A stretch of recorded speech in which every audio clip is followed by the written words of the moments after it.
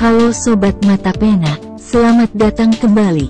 Kali ini kita akan membahas tentang calon provinsi Bugis Timur. Bugis Timur, berita paling hangat di Sulawesi Selatan, Sulsel, saat ini yakni mengenai wacana pemekaran wilayah di Sulsel, Indonesia. Provinsi baru, Bugis Timur, berhembus kencang yang diwacanakan akan menjadi provinsi baru yang terpisah dari Sulsel. Menurut laporan dari Bondowoso Network yang mengutip data dari laman sulsel.bps.go.id, Sulawesi Selatan saat ini terdiri dari 21 kabupaten dan 3 wilayah yang termasuk kota.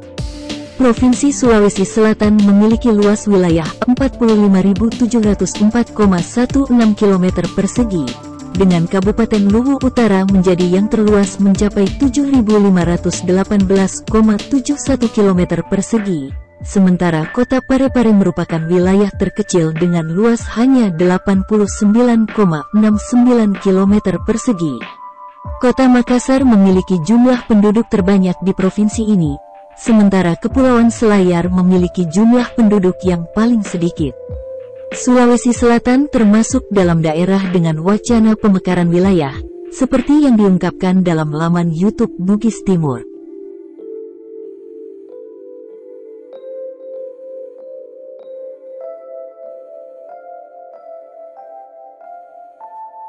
Daftar kabupaten yang kemungkinan akan masuk ke dalam wilayah Provinsi Bugis Timur terdiri dari 5 wilayah, yaitu 1. Bone. Kabupaten Bone, Bugis, adalah salah satu daerah otonom di Provinsi Sulawesi Selatan, Indonesia yang pada awalnya ibu kota kabupaten ini terletak di kota Watampone. Berdasarkan data Kabupaten Bone dalam angka tahun 2021 yang diterbitkan oleh Badan Pusat Statistik Kabupaten Bone, jumlah penduduk Kabupaten Bone tahun 2021 adalah 801.775 jiwa, terdiri atas 391.682 laki-laki dan 410.093 perempuan. Dengan luas wilayah Kabupaten Bone sekitar 4.559,00 km persegi. Rata-rata tingkat kepadatan penduduk Kabupaten Bone adalah 162 jiwa per kilometer persegi. Daftar kecamatan di Kabupaten Bone, update tanggal 25 Desember tahun 2019. 1. Kecamatan Ajangale. 2. Kecamatan Amali. 3. Kecamatan Awangpone. 4. Kecamatan Barebo. 5. Kecamatan Bengo. 6. Kecamatan Bonto Cani. 7. Kecamatan Cenrana. 8. Kecamatan Cina. 9. Kecamatan Dua Bocoe. 10. Kecamatan Kahu. 11. Kecamatan Kajuara. 12. Kecamatan Lamuru. 13. Kecamatan Lapariaja. 14. Kecamatan Libureng. 15. Kecamatan Mare. 16. Kecamatan Palaka. 17. Kecamatan Ponre. 18. Kecamatan Patimpeng. 19. Kecamatan Salomeko. 20. Kecamatan Sibulue. 21. Kecamatan Tanete Riatang. 22. Kecamatan Tanete Riatang Barat. 23. Kecamatan Tanete Riatang Timur. 24. Kecamatan Telu Limpo. 25. Kecamatan Telu Siatini. 26. Kecamatan Tonra. 27. Kecamatan Ulaweng. Kabupaten Bone merupakan salah satu kabupaten yang berada di pesisir timur Sulawesi Selatan. Lokasinya memiliki posisi strategis dalam perdagangan barang dan jasa di kawasan timur Indonesia yang secara administratif terdiri dari 27 kecamatan, 328 desa dan 44 kelurahan. Wilayah Kabupaten Bone berada di arah timur kota Makassar dengan jarak sejauh 174 km. Posisinya berada pada posisi 4 derajat 13, 5 derajat 6, LS dan antara 119 derajat 42, minus 120 derajat 30, BT. Luas wilayah Kabupaten Bone 4.559 km persegi dengan rincian lahan sebagai berikut. Persawahan, 88.449 hektar. Tegalan, Ladang, 120.524 hektar. Tambak, Empang, 11.148 ha. Perkebunan negara, swasta, 43.052,97 hektar. Hutan, 145.073 hektar. Padang rumput dan lainnya, 10.503,48 hektar.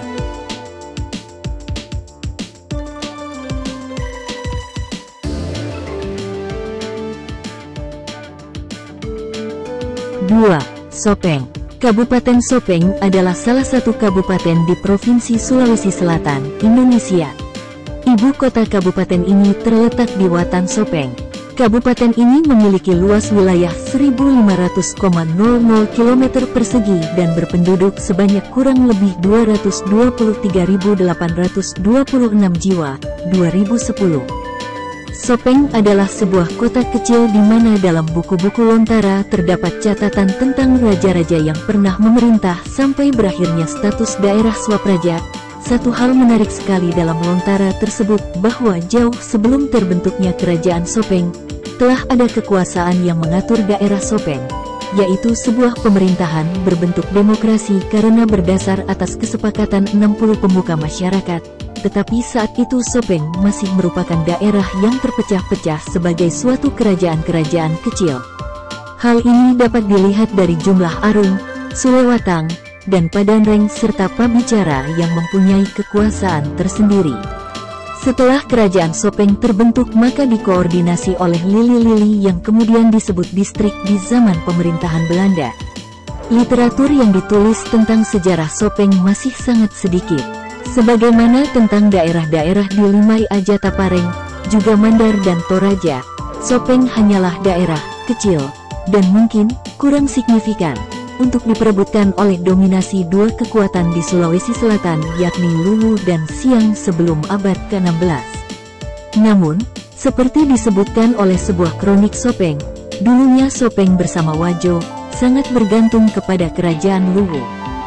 Seiring menguatnya kekuatan persekutuan Goa Talo di Makassar, untuk mengimbanginya, Bone sempat mengajak Wajo dan Sopeng membentuk persekutuan Telumpoko pada perjanjian Timurung tahun 1582. Akan tetapi, masuknya Islam di Sulawesi Selatan di paruh akhir abad ke-16, ditandai dengan masuknya Karaeng Talo I Malingkang yang lebih dikenal sebagai Karaeng Matoya, serta penguasa Goa I Mangakrangi yang kemudian bergelar Sultan Alauddin, telah mengubah peta politik di Sulawesi Selatan. Untuk sementara, kekuatan Bugis Makassar menjadi satu kekuatan baru untuk melawan orang kafir ketika Sopeng dan Sidenreng memeluk Islam tahun 1609. Wajo 1610 dan akhirnya Bone pada tahun 1611. Perkembangan berikutnya sepanjang abad ke-17 menempatkan Sopeng pada beberapa perubahan keputusan politik ketika persaingan Bone dan Goa semakin menguat. Jauh sebelum perjanjian Timurung yang melahirkan persekutuan Telumpoko, sebenarnya Sopeng sudah berada di pihak kerajaan Goa dan terikat dengan perjanjian Lamogo antara Goa dan Sopeng. Persekutuan Telumpoko sendiri lahir atas restu Goa. Namun, ketika terjadi gejolak politik antara Bugis dan Makassar disebabkan oleh gerakan yang dipelopori oleh Arung Palaka dari Bone, Sopeng sempat terpecah dua ketika Datu Sopeng, Arung Mampu, dan Arung bila bersekutu dengan Bone pada tahun 1660 sementara sebagian besar bangsawan Sopeng yang lain menolak perjanjian di atas rakit di Atapang itu. Kabupaten Sopeng Kepulauan terdiri dari 8 kecamatan, 21 kelurahan, dan 49 desa. Pada tahun 2017, kabupaten ini memiliki luas wilayah 1.557,00 km persegi dan jumlah penduduk sebesar 249.768 jiwa dengan sebaran penduduk 160 jiwa per kilometer persegi. Daftar kecamatan dan kelurahan di Kabupaten Sopeng adalah sebagai berikut. 1. Cita. 2. Donri. 3. Ganra. 4. Lalabata. 5. Liliriaja. 6. Lilirilau. 7. Marioriawa. 8. Marioriwawo. Luas daerah perbukitan Sopeng kurang lebih 800 km persegi dan berada pada ketinggian rata-rata 200 meter di atas permukaan laut. Ibu kota Kabupaten Sopeng adalah Kota Watan Sopeng yang berada pada ketinggian 120 meter di atas permukaan laut. Kabupaten Sopeng tidak memiliki wilayah pantai. Wilayah perairan hanya sebagian dari Danau Tempe. Gunung-gunung yang ada di wilayah Kabupaten Sopeng menurut ketinggiannya adalah sebagai berikut. Gunung Nenek Konang 1463 meter. Gunung Laposo 1000 meter. Gunung Sewo 860 meter. Gunung Lapancu 850 meter. Gunung Bulu 2800 meter. Gunung Pawengeng 760 meter. Kabupaten Sopeng memiliki tempat-tempat wisata berupa permandian air panas alami yang bernama Leja, permandian mata air OMPO, dan permandian alam Cita. Leja berjarak tanda kurang lebih 40 km dari pusat kota, terletak di Desa Batu-Batu, Kecamatan Marioriawa.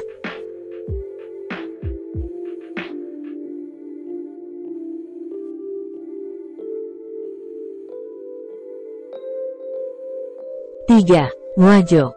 Kabupaten Wajo, Bugis, adalah salah satu daerah tingkat 2 di Provinsi Sulawesi Selatan, Indonesia. Ibu kota kabupaten ini terletak di Sengkang. Kabupaten ini memiliki luas wilayah 2.506,19 km persegi dan berpenduduk sebanyak kurang lebih 379.396 jiwa pada tahun 2021. Sejarah. Pembentukan Kerajaan Wajo. Wajo berarti bayangan atau bayang-bayang, wajo-wajo. Kata wajo dipergunakan sebagai identitas masyarakat sekitar 605 tahun yang lalu yang menunjukkan kawasan merdeka dan berdaulat dari kerajaan-kerajaan besar pada saat itu. Di bawah bayang-bayang, wajo-wajo, bahasa Bugis, artinya pohon bajo, diadakan kontrak sosial antara rakyat dan pemimpin adat dan bersepakat membentuk Kerajaan Wajo. Perjanjian itu diadakan di sebuah tempat yang bernama Tosora yang kemudian menjadi ibu kota Kerajaan Wajo. Ada versi lain tentang terbentuknya Wajo, yaitu kisah Wita Dampali, seorang putri dari Kerajaan Luwu yang diasingkan karena menderita penyakit kusta. Dia dihanyutkan hingga masuk daerah Tosora. Kawasan itu kemudian disebut Majaeleng, berasal dari kata maja, jelek, sakit, oli, kulit. Konon kabarnya dia dijilati kerbau belang di tempat yang kemudian dikenal sebagai Sakoli, Sake, sama dengan pulih, oli sama dengan kulit, sehingga dia sembuh.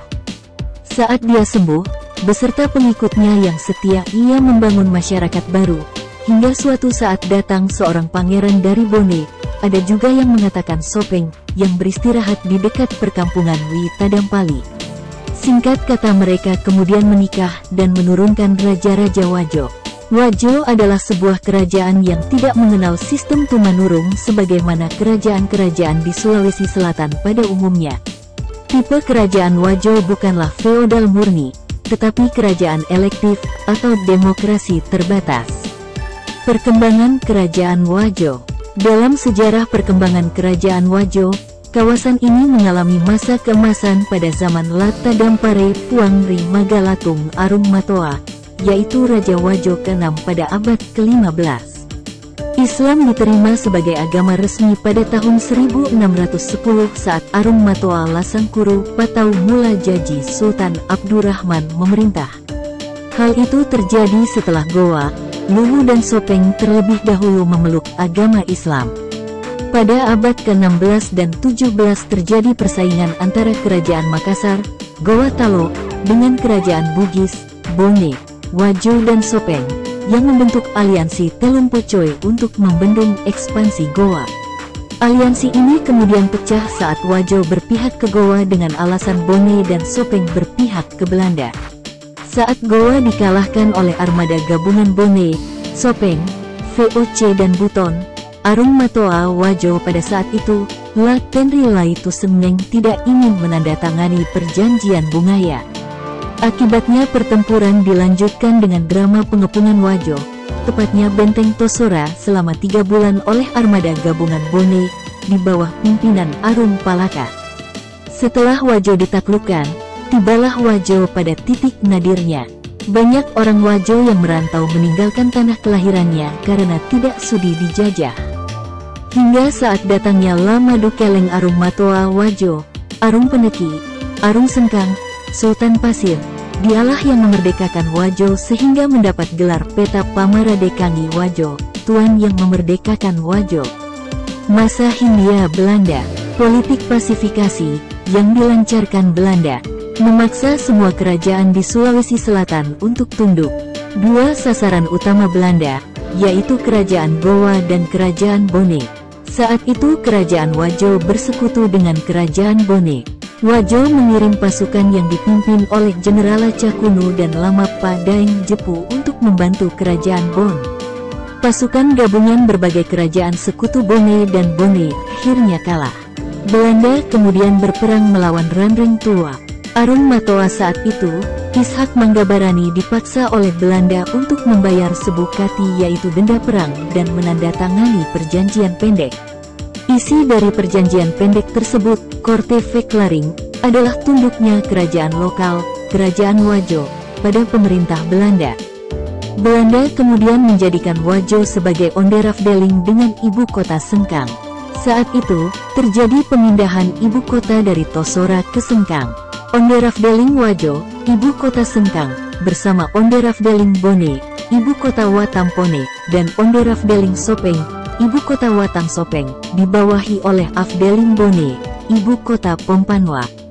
Sedang Afdeling Bone merupakan salah satu dari beberapa Afdeling, Makassar, Goa, Bontain, Parepare, Palopo, yang dibawahi oleh Provinsi Groot Oost. Sedang Provinsi Groot Oost dibawahi oleh pemerintah Hindia Belanda.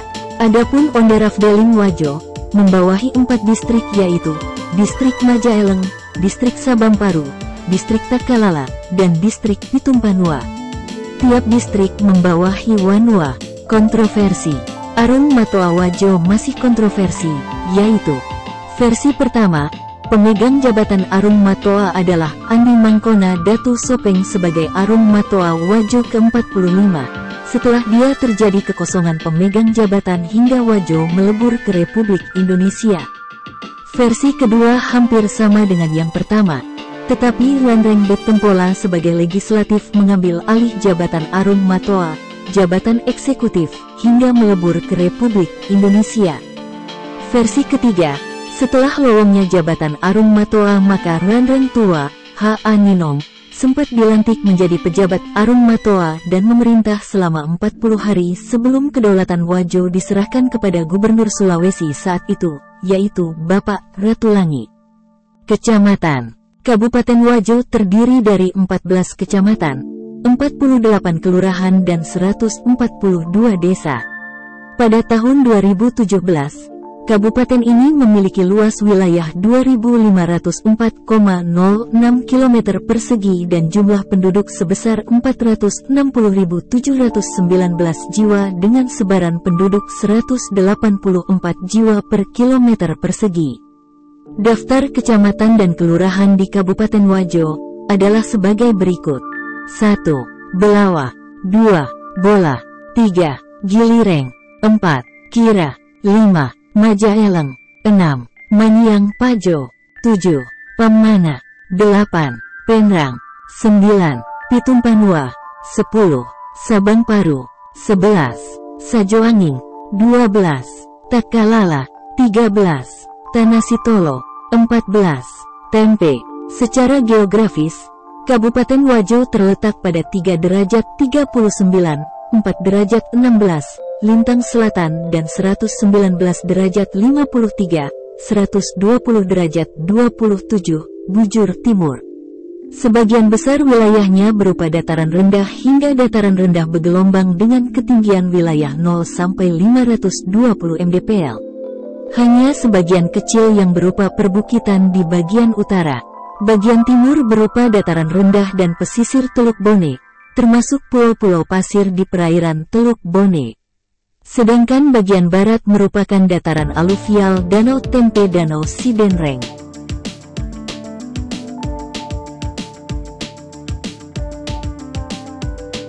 4. Sidenreng Rapang. Kabupaten Sidenreng Rapang, sering disingkat dengan nama Sidrap, Bugis, adalah salah satu kabupaten di Provinsi Sulawesi Selatan, Indonesia. Ibu kota kabupaten ini terletak di Pangkajene Sidenreng.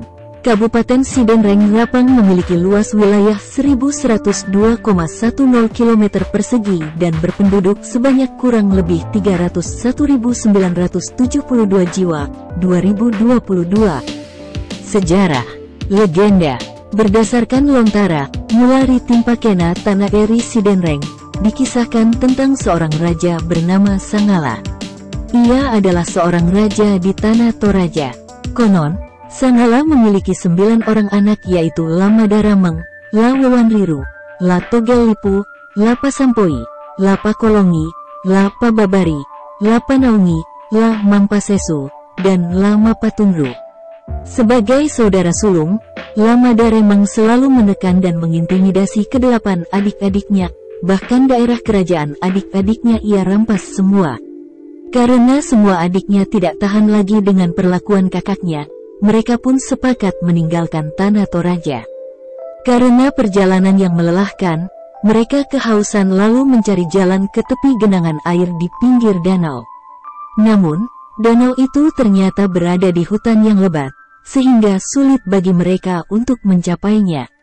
Karena harus menembus semak belukar yang lebat, mereka pun sirenreng-renreng, saling berpegangan tangan. Sesampainya di sana, mereka minum sepuas-puasnya dan duduk beristirahat kemudian mandi. Setelah itu, mereka berdiskusi bertukar pikiran tentang nasib yang mereka jalani. Akhirnya, mereka sepakat untuk bermukim di tempat itu. Di sanalah mereka memulai kehidupan baru untuk bertani, berkebun, menangkap ikan, dan beternak. Semakin hari, pengikut-pengikutnya pun semakin banyak.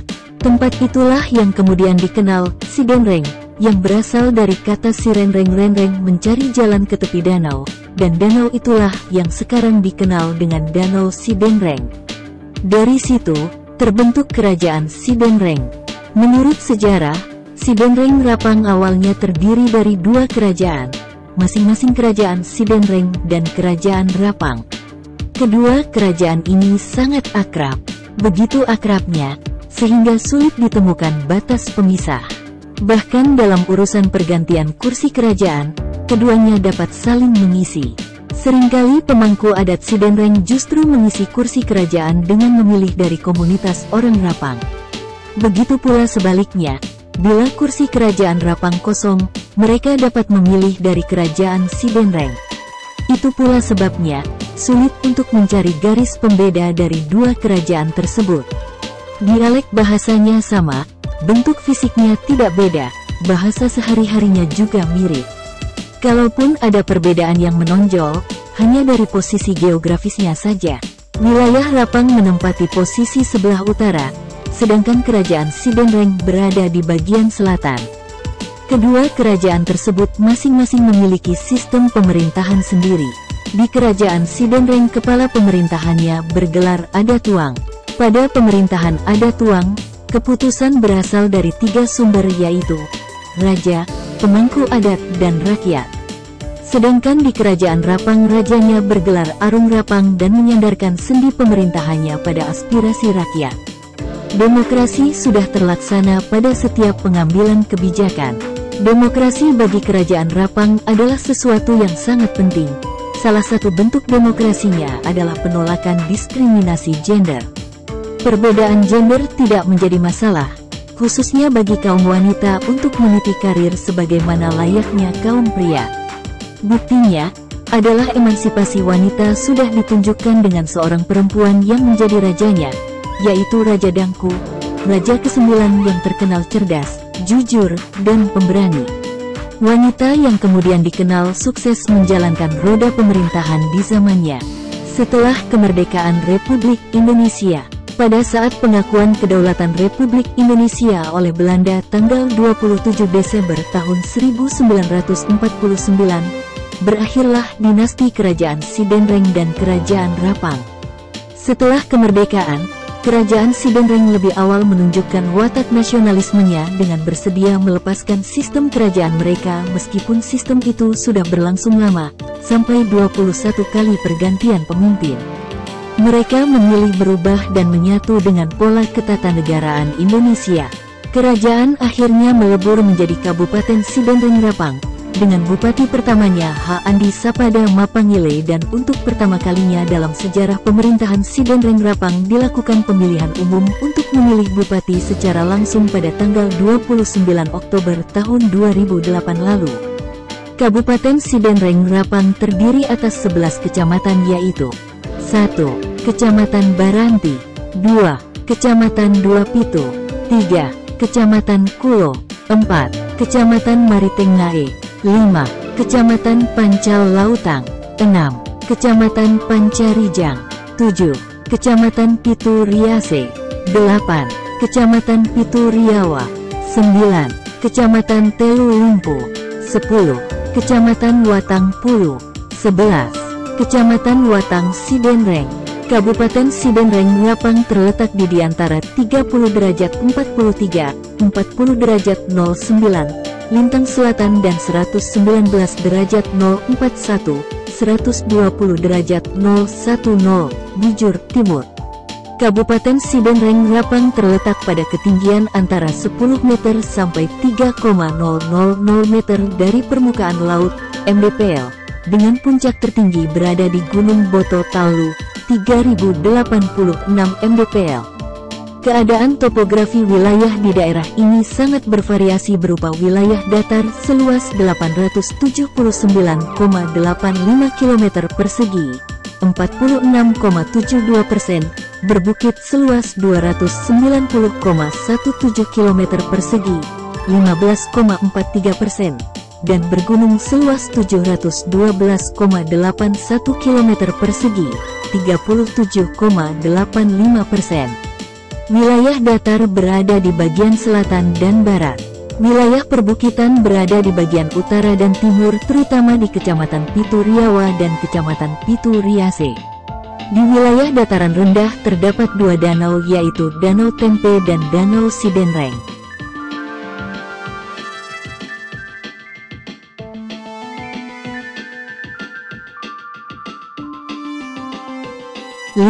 Sinjai. Kabupaten Sinjai, Makassar, adalah salah satu daerah tingkat 2 di Provinsi Sulawesi Selatan, Indonesia. Ibu kota kabupaten ini terletak di Sinjai Utara yang berjarak sekitar 220 km dari kota Makassar. Kabupaten Sinjai memiliki luas wilayah 819,96 km persegi dan memiliki penduduk sebanyak 259.478 jiwa berdasarkan sensus penduduk tahun 2020. Kabupaten Sinjai Kepulauan terdiri dari 9 kecamatan, 13 kelurahan, dan 67 desa. Daftar kecamatan dan kelurahan di Kabupaten Sinjai adalah sebagai berikut. 1. Bulupodo, 2. Pulau 9, 3. Sinjai Barat, 4. Sinjai Borong, 5. Sinjai Selatan, 6. Sinjai Tengah, 7. Sinjai Timur, 8. Sinjai Utara, 9. Telu Limpu. Kabupaten Sinjai secara geografis terdiri atas wilayah pesisir, dataran rendah dan dataran tinggi dengan ketinggian antara 0 sampai 2,871 meter di atas permukaan air laut, mdpl.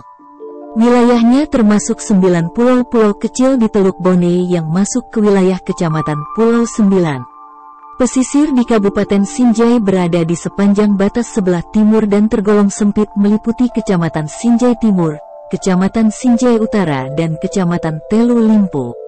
Selanjutnya daerah dataran tinggi yang merupakan lereng timur Gunung Lompo Batang Gunung Bawakaraeng meliputi Kecamatan Sinjai Barat dan Sinjai Borong. Serta dataran tinggi Pegunungan Bohonglangi meliputi sebagian wilayah Kecamatan Bulupodo. Demikianlah daerah-daerah cakupan Provinsi Bugis Timur. Mohon maaf apabila ada kesalahan penyebutan kata atau versi cerita. Wacana pemekaran wilayah Bugis Timur ini memberikan potensi perubahan tata kelola pemerintahan dan pembangunan di wilayah tersebut. Namun, Penting untuk dicatat bahwa saat ini wacana tersebut masih dalam tahap diskusi dan belum ada kepastian mengenai realisasi pemekaran wilayah ini. Berita tentang wacana pemekaran wilayah Bugis Timur menjadi provinsi baru di Indonesia ini telah menarik perhatian publik. Jika wacana ini terrealisasi, maka akan ada perubahan signifikan dalam tata kelola pemerintahan dan pembangunan di wilayah tersebut. Pemekaran wilayah menjadi provinsi baru seringkali dilakukan dengan tujuan untuk meningkatkan pelayanan publik, mempercepat pembangunan, dan memperkuat identitas serta kemandirian wilayah tersebut. Selain itu, pemekaran wilayah juga dapat mengurangi beban administrasi di provinsi yang telah ada, sehingga pengambilan keputusan dan pengelolaan sumber daya dapat lebih efektif. Dalam hal ini, Bugis Timur memiliki potensi sebagai provinsi baru dengan luas wilayah yang cukup besar, setara dengan Provinsi Sulawesi Utara, Sulut. Jumlah penduduk yang diperkirakan mencapai 2,5 juta jiwa juga menunjukkan potensi ekonomi dan sosial yang signifikan. Namun, dalam memutuskan ibu kota Provinsi Bugis Timur, perlu mempertimbangkan berbagai faktor seperti aksesibilitas, infrastruktur, serta potensi pembangunan di wilayah tersebut. Perlu dicatat bahwa informasi ini mungkin tidak lengkap karena pengetahuan saya terbatas. Ada kemungkinan ada perkembangan terbaru mengenai calon Provinsi Bugis Timur. Disarankan untuk mencari informasi yang lebih rinci dari sumber terpercaya atau pihak terkait untuk memperoleh informasi terkini.